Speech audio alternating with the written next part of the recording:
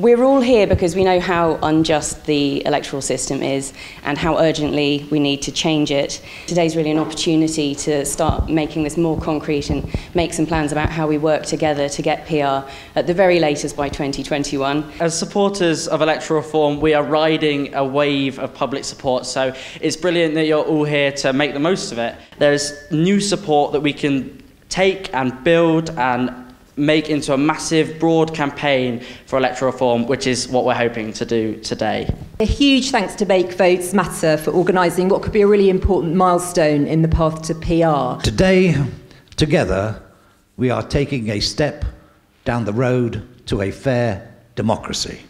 One of the things that drives us here today is a single number that is worth repeating again and again. The current government has the support of 24% of eligible voters. This isn't an issue of unfairness to parties, it's the voters that have been cheated. Everybody has a vote, and if they don't feel that vote has any value and that they can't use that vote in terms of electing an individual to represent them at that level, then I think we have a serious problem. I don't buy this argument that everybody's apathetic about politics. They're not. They're massively interested in politics, but they are very, very apathetic about party politics. And until we fix the system, I don't think we're going to be able to do anything about that. We need a democratic system, a government that represents the majority of people. It's the local elections in England and Wales and Westminster that are the anomalies now, and it's time to bring them into line with the proportional elections that are already happening across the UK. When that sort of subject is up for discussion, the people in this room are duty-bound, I think, to take advantage of it in order to make the case for proportional representation. Until a parliament is elected which is committed to reform, the victors will always support the system they've got there with. I believe that the first-past-the-post system is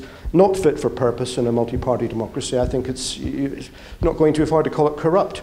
And more importantly, it is corrupting the democratic process. It is preventing political engagement and participation upon which our democracy depends. First past the post is a system that truly distorts the way in which resources are distributed across the country. We end up focusing on approximately 120 marginal or so-called battleground seats, and that skews resources, skews priorities, and massively skews the way in which governments behave. And we have this truly pernicious phenomenon of the so-called safe seat. I represent a party that has one MP in the House of Commons despite achieving 4.4 million votes.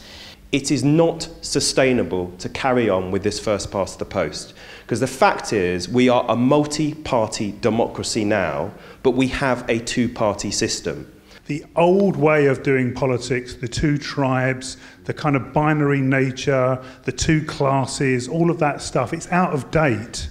And if you want to kind of capture the future of a new democracy, you've got to talk about modernity, where the country, the culture, our systems of governance are going. We should be very clear that this country's never had a referendum on proportional representation. I do not believe the AV referendum was the last word on this issue.